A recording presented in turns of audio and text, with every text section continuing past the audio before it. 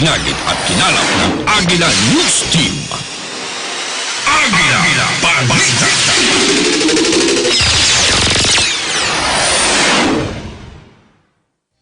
Narito ang headlines. Sa Pacific, Iglesia ni Cristo patuloy ang pagtulong sa mga nangangailangan sa Hawaii at American Samoa. Ang Centers for Disease Control and Prevention o CDC kinakaharap ngayon ang pagkalat ng 2019 novel coronavirus sa Estados Unidos. Sa balitang pampalakasan, mga report tungkol sa makatrahedyang pagpanaw ni 5-time NBA champion Kobe Bryant. Sa ibang balita, Toronto Comic Book Show, pinanatiling buhay ang pag-ibig sa literatura. At sa kanlurang Australia, alamin kung bakit dapat pasyalan ang Elizabeth Quay sa Perth. Ito ang Agila Balita, sumasa inyo mula rito sa Hawaii. At ako naman si Alfred Asenas. Agila Balita!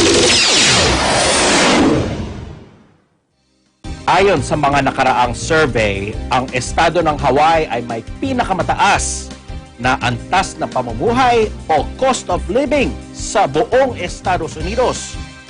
Kaya naman patuloy ang pagtulong ng mga miyembro ng Iglesia ni Cristo sa mga residente ng Hawaii at American Samoa upang mapagaan ang kanilang kalagayan. Narito si Agila reporter Joji Carnat. And we thank the church administration because we are a part of this global activity that is the salvation of other people, our countrymen, our brethren.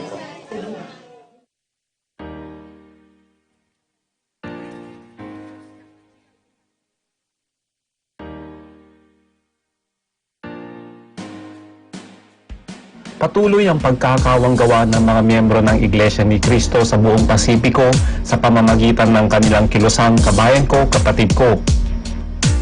Sa panayam ng Agila Balita kay kapatid na Arthur Agag, ministrong tagapangasiwa, inihambing niya ang kalagayan dito sa Hawaii noon sa kalagayan ngayon. In the year 1982, we were assigned already in this part of the world. And the situation of the economy is not like now. Yes, they have a lower wages compared to the wages now being earned by people, but the raise of the food prices and other commodities went to the roof, and because of that, it is really harder now to make a living here in Hawaii. Upang maibsan ang mga nasabing hamon, kusang nag-donate ang mga miyembro ng INC sa Kauai, Maui, Big Island at maging sa American Samoa ng mga bag na naglalaman ng relief goods para sa kanilang mga bisita, para lang matulungan ang kanilang mga kapwa sa pang-araw-araw na pamumuhay. Para naman sa mga taga-INC sa Oahu Island, hindi naging hadlang ang sunod-sunod na malalakas na ulan at hangin sa kanilang isinagawang lingap pamamahayag sa Honolulu. But we are very, very happy because if we compare people who are listening before, we have more people who respond to our invitation. Like now, we have my countrymen, my brethren, we have our evangelical mission. Even though there's an inclement weather, many responded to our invitation. Ang nasabing kilusan ng INC sa buong Pasipiko ay ginanap kasabay ng mga kongregasyon sa iba't ibang panig ng daigdig. Inaasahan ng kapatid na Arthur at ng iba pang mga miyembro rito ang marami pang mga pagkakataon upang matulungan ang kanilang mga kapwa sa mga darating na panahon. Even the economic condition became worse in this part of the world, but people responded spiritually, seeking for their salvation, because that is really our hope, to receive salvation, life forevermore. Mula Mula rito sa Honolulu, Hawaii, Joji Carnate, Eagle News. I'm one with 25. Maraming salamat, Georgie. Samantala, balitang pangkalusugan. Binigyan ng buong pansin at kinaukulang aksyon ng Centers for Disease Control and Prevention o CDC ang pagkalat na tinatawag na 2019 novel coronavirus sa buong Estados Unidos. May Bondok Ramos nagbabalita. Come in, May. Ang pinakabago at pangunahing suliranin sa mundo ng medisina ngayon ay ang mabilis na pagkalat ng 2019 novel coronavirus o ang 2019 nCoV. Ang virus na nagsimulang kumalat sa Wuhan, China ay umabot na sa mahigit kumulang 18 lokasyon sa buong mundo, kabilang narito ang Europa at Estados Unidos. Pinaniniwalaang ang pagbiyahe galing Wuhan, China ang dahilan ng pagkahawa ng marami. Ang pagkalat ng virus ay tinatayang sa paraang animal-to-person spread, ngunit may mga naitalang kaso na ito ay person-to-person spread. Sa ngayon, patuloy pa ring sinasaliksik ng mga public health organizations ang pinagmulan ng virus. Ano nga ba ang coronavirus? Ayon sa CDC o Center for Disease Control and Prevention, ang coronaviruses ay isang malaking pamilya ng viruses na karaniwan na sa iba't ibang klase ng hayop. Ang animal coronaviruses ay nakahahawa ng tao, sintomas ng 2019 nCoV. Ang karaniwang mga sintomas ay lagnat, ubo, at kahirapan sa paghinga. Ang mga sintomas na ito ay maaaring lumitaw 2 o hanggang 14 na araw matapos ang exposure. Ito ay batay sa naging obserbasyon din sa MERS o ang Middle East Respiratory Syndrome virus. Ano naman ang aksyon na maaaring gawin kontra 2019 nCoV infection?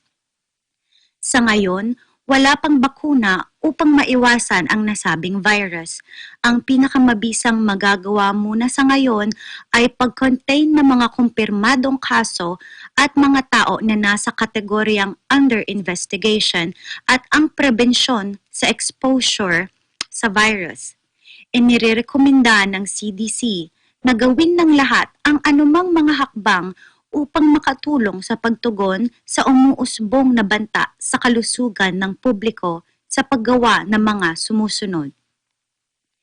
Una, laging maghugas ng kamay gamit ang sabon at tubig sa loob ng 20 segundo. Kung walang sabon at tubig, gumamit ng alcohol-based hand sanitizer.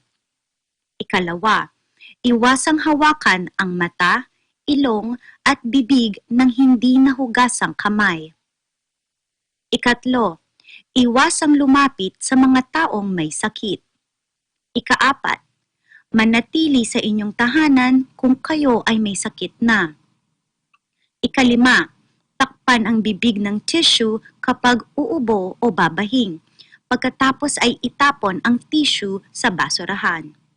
Ikaanim, panatilihing malinis at na-disinfect ang mga bagay at iba-ibabaw na laging nahahawakan.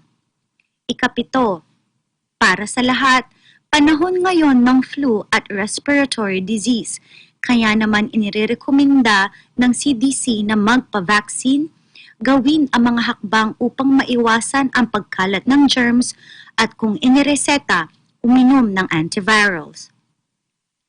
Ikawalo, para sa healthcare professionals, maging mapagmatsyag sa mga taong bumiyahe sa China at may mga sintomas ng nasabing virus. Ayon sa CDC, dumarami ang mga bansang may kumpirmadong kaso ng virus. Kabilang rito ang China, Hong Kong, Macau, Taiwan, Australia, Cambodia, Canada, France, Germany, Japan, Malaysia, Nepal, Sri Lanka, Singapore, Thailand, the Republic of Korea, Vietnam at ang Estados Unidos. Dito sa Estados Unidos, may 5 kumpirmadong kaso. 1 sa Washington State, 2 sa California, isa sa Arizona at isa sa Chicago. 110 kaso naman ang under investigation pa ng CDC na nasa 26 na estado. Noong January 27, 2020 ay nag-issue naman ang CDC ng Level 3 Travel Health Notice sa China. Minumungkahi na iwasan munang bumiyahe saan man sa China. May mga grupo rin na ipinadala sa iba't ibang lokasyon sa US upang tumulong sa health departments sa clinical management, contact tracing at komunikasyon. Sa ngayon, may tinatawag na real-time reverse transcription polymerase chain reaction test na ipinapatupad ang CDC na kanilang ibabahagi sa kanilang domestic at international partners. Nag-uulat para sa Agila Balita, ako si May Bondoc Ramos, 1 with 25. Salamat ng marami, May. Sa susunod, mga balitang pampalakasan. Libo-libong fans inalala si Kobe Bryant sa labas ng Staples Center sa downtown Los Angeles. Nagsagawa ng ilan ng pag-alala kay Kobe sa labas naman ng kanyang itinayong Mamba Sports Academy. Samantala sa Florida, players at coaches nagpahayag ng kanilang damdamin tungkol sa biglang pagpanaw ni Kobe. Magbabalik ang Agila Balita, dyan lamang po kayo. Agila Balita. Hi everyone, I'm Julia Monica and today I'm here at the Japanese Gardens in Portland, Oregon. If you want to experience greenery and unique landscaping, as well as peace, tranquility, tune in to EBC Digital Nest. I'm Rio Monica and I'm 1 with 25.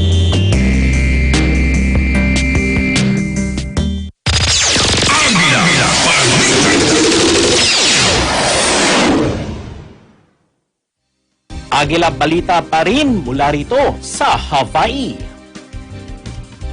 Mahigit 1 linggo nang nakalipas mula nang nasawi ang retiradong NBA star na si Kobe Bryant sa isang helicopter crash sa Southern California. Kahit ngayon, gulat at hindi pa rin makapanipaniwala ang mga kanyang mga tagahanga. Kaya naman, kahit sa mga sandaling ito, libo-libo pa rin ang nagtitipon sa mga lugar na may ituturing may koneksyon kay Kobe. Pangunahin sa mga ito ay ang Staples Center sa downtown LA, kung saan may report si Ken Cruz. Ken? Hey, good news. Ken Cruz here. I'm actually here in downtown Los Angeles at LA Live, across from the Staples Center, where thousands and thousands of Lakers fans, Kobe fans have gathered to pay their respects to the late Kobe Bryant and his daughter, Gianna. I've been here in the Staples Center covering for Eagle News so many times for Laker games, including Kobe's jersey retirement. And, you know, during all those times, everyone here was extremely happy, joyous, and this is quite the opposite of that. And it's just tough. I mean, I'm 31 years old, and when Kobe came into the league in 1996, I was 8. And so I grew up to Kobe as a boy, as a teenager, and even as a man for his 20 years in the NBA. And so he's my hero, and this has been a huge loss, not just for me, but obviously for the city of LA. And it seems like the world in general. This has been tough news, and respects to the family. For Eagle News, Ken Cruz, always 1 with 25. Salamat, Ken.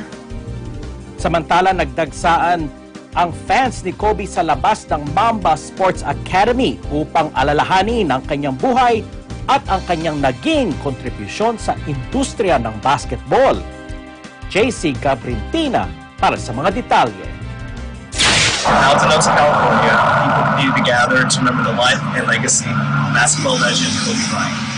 I just woke up, I check my phone and all I see is the news, and it just hit me really hard. He was a big role model in my life. He taught me a lot of things, perseverance, just to keep going, and it was just a really big shock to me. I was just in complete shock. I kind of thought like it was like an internet hoax or something that just came out. Kobe was a person I thought would like never die. He was just a person I thought would live forever. I was actually at a friend's house, and she told me the news, and I didn't believe it. They said, no, it's not true. And then next thing you know, I turn on the news and I see that a helicopter crashed, but they haven't released who was on the helicopter. And then like 30 minutes later, they confirmed that he was on. And I just started crying because Kobe was just an idol for me. I grew up playing basketball. My brother, I coached my brother in basketball. He's looked up to Kobe, and he's just a household name that we just grew up to watch. I was coming out of the gym, and I do Zumba, so I was on a high when I left the gym, and I got an alert, Facebook alert, so that's how I found out it was on Facebook. Initially, it was just a helicopter crash. They didn't really confirm yet, but there was a possibility that he was on the helicopter.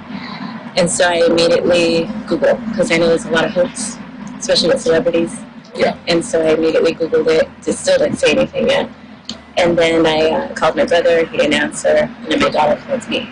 And she was home, and it was breaking in the news. And she told me, and at that time I was already sobbing. I mean, I had this feeling that it was true. And so it was just a overwhelming, numbing, can't believe it. No way, not Kobe. And I've been following him for we're the same age, 1 month apart, since high school. And I've been to his games. I followed him on social media, and his kids grew up. It's just unbelievable. The pain of the 9 lives lost is still fresh in the heart of mourners. But as is the human condition, people find comfort in community. That point proven here at the Mamba Sports Academy, where the arrival of those wishing to pay their respects will no doubt continue in the days ahead.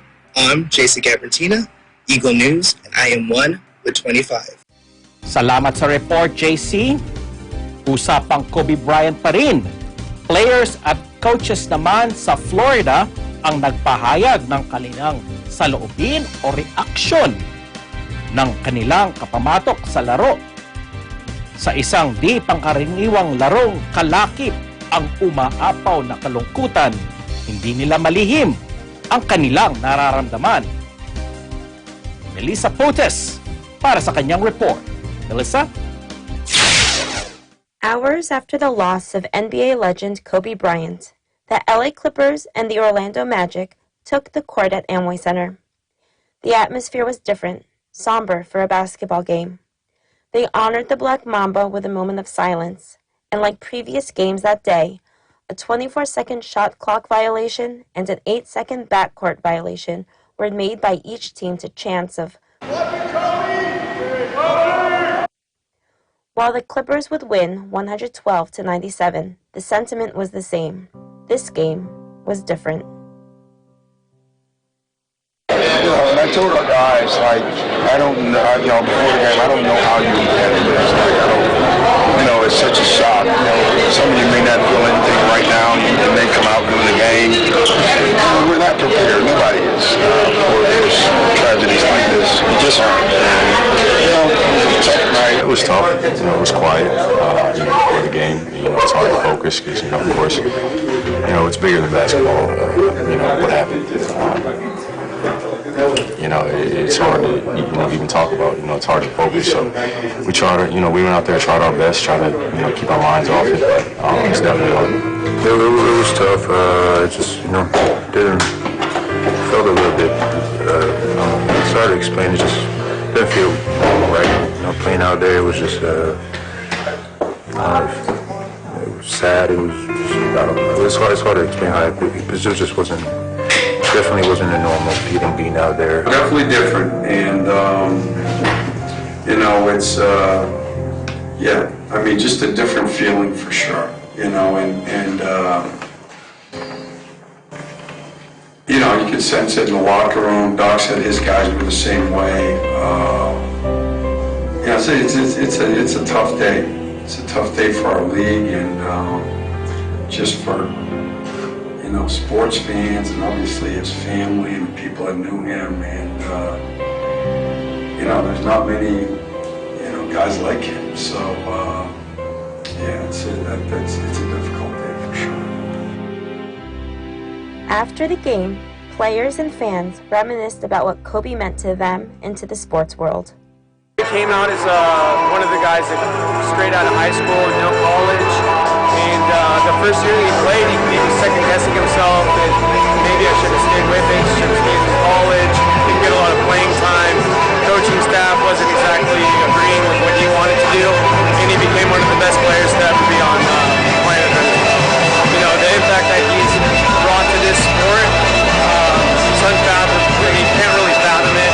It's unfathomable, but yeah, it's huge.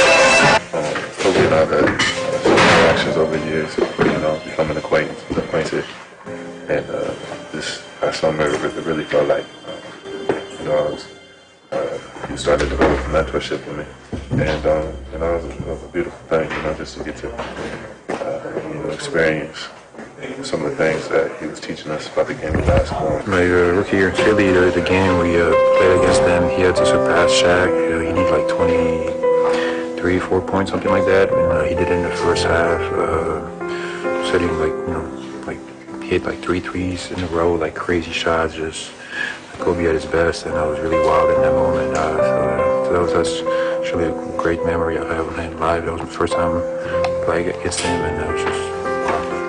He means a lot to all of us, you know, whether you knew him personally, had conversations with him, or just watched him growing up. He means a lot to a lot of people, and he gave us that drive when we felt like we wanted to quit. He had that Mamba mentality where he instilled that in all of us, just through his hard work. So it was hard. It's definitely a real tough loss for everyone. In the words of Kobe Bryant, the most important thing, the thing that unites all of us, is that we can inspire and challenge one another to be better and do something great for each other. In Orlando, Florida, Melissa Protest, Eagle News, always won at 25.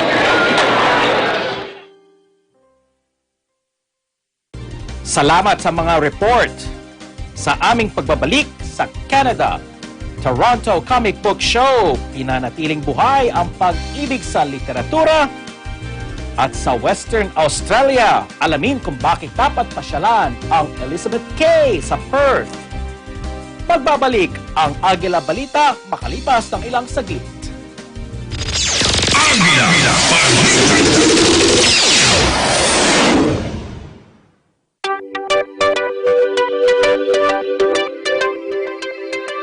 Para sa mga viewers namin sa Middle East at North Africa via OSN, hello sa inyong lahat dyan! Ako po si Alma Angeles at araw-araw tayong magkasama sa Eagle News International. Dito tayo sa Net25 at OSN, siguradong at home ka dito.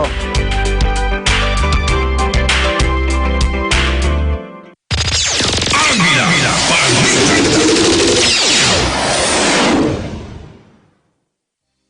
Ito ang Agila Balita sumasa inyo mula sa Hawaii. Samahan natin ngayon si Patricia Caday sa Toronto Comic Book Show para sagutin ang tanong, paanong nananatiling buhay ng ilan ang kanilang pag-ibig sa literatura? Panoorin natin to. Avengers, Star Wars, X-Men, Batman. Ang lahat ng malalaking superhero movie na ito ay may iisang pagkakapareho. Sila ay nagmula sa comics. Nagtipon-tipon ngayon ang fans mula sa Toronto upang suportahan at ipagdiwang ang comics. Bago pa man mapunta sa big screen, ay nabasa na ito ng fans sa comics habang naghihintay sa susunod na edisyon. Just childhood memories, childhood dream, just, looking around and seeing what I can remember from when I was a kid. It's big business now in the movies. Ang Toronto Comic Book Show ay naglalayong panatilihing buhay ang kulturang ito, tampok ang best in modern, Silver Age, Golden Age comics, trade paperbacks, at graphic novels. Ang palabas ay nagpakita rin ng mga popular at minamahal na mga laruan, TV shows at mga movie memorabilia.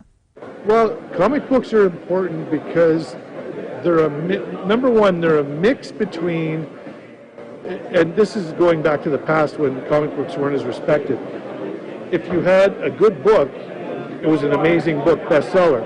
If you had great art, that you were a master, this is a masterpiece, you're a great artist. But these comic artists that were so good and wrote great stories, you put the writing with the art and it was maligned. But now what's happened is it's become more mainstream, and so now putting writing with the art, and a lot of these guys are like rock stars now, and as evidence, it's influenced Hollywood and movies. It's become so mainstream. Comic books are actually an incredible part, more than I ever would have thought of the culture. It's like people have rings of superhero ringtones. They have, it's not just a kid having a lunch pail anymore. You know what I mean? It's these movies are making hundreds of millions of dollars, and it's secondary characters. It doesn't have to be Spider-Man, Superman, or Batman. It can be like evidence Guardians of the Galaxy, which I thought wouldn't work. It ended up being a blockbuster, right? And then the follow-up. So now it's like a real big part of pop culture. So now it's all mainstream. It's go into a Walmart, walk down the street, you'll see comic book stuff, comic-related influences everywhere now, where you never used to see that as much. Katulad ng iba pang uri ng literatura, ang comic books ay patuloy na nakapagbibigay aliw sa mga mahilig magbasa nito. Para sa Agila Balita, Patricia Caday, 1 with 25. Maraming salamat sa report, Trish. Puntahan naman natin ngayon ang Elizabeth Quay, isang lugar na tabing ilog na matatagpuan sa loob ng siyudad ng Perth sa Western Australia. Charmy Quero para sa kanyang report. Elizabeth Quay is the place to be, see and do in Perth.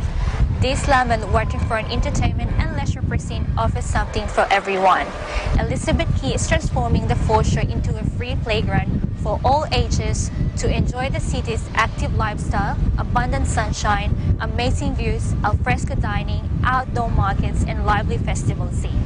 Elizabeth Quay is an exciting new waterfront precinct on the banks of the Swan River, the place to see and be seen in Perth. Here you'll find the island playground, the BHP Billiton Water Park, public artwork, promenades, open spaces, and a range of bars and restaurants.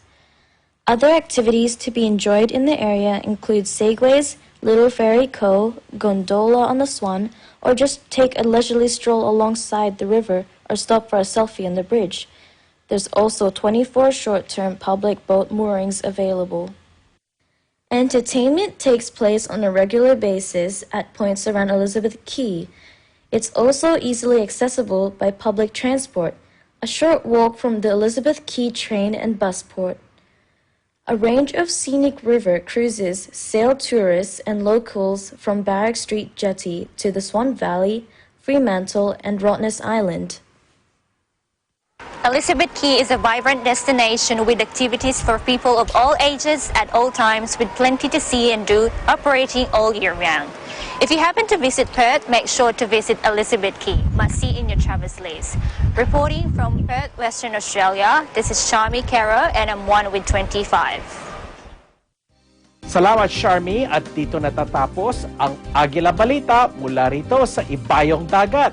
Magkita-kita tayo ulit sa susunod na Lunes para sa isa na namang programang puno ng balita at informasyon mula sa aming mga bureau sa iba't ibang panig ng daigdig. Tuloy ang aming pagbabalita sa aming mga website, eaglenews.net at eaglenewslive.com. Nariyan din ang aming mga social media accounts sa Facebook at Twitter. Maraming salamat sa panonood. Ako si Alfred Acenas, always 1 with 25. Sumainyo ang mga balitang kinara, mainit na sinura at inihanay ng Eagle News.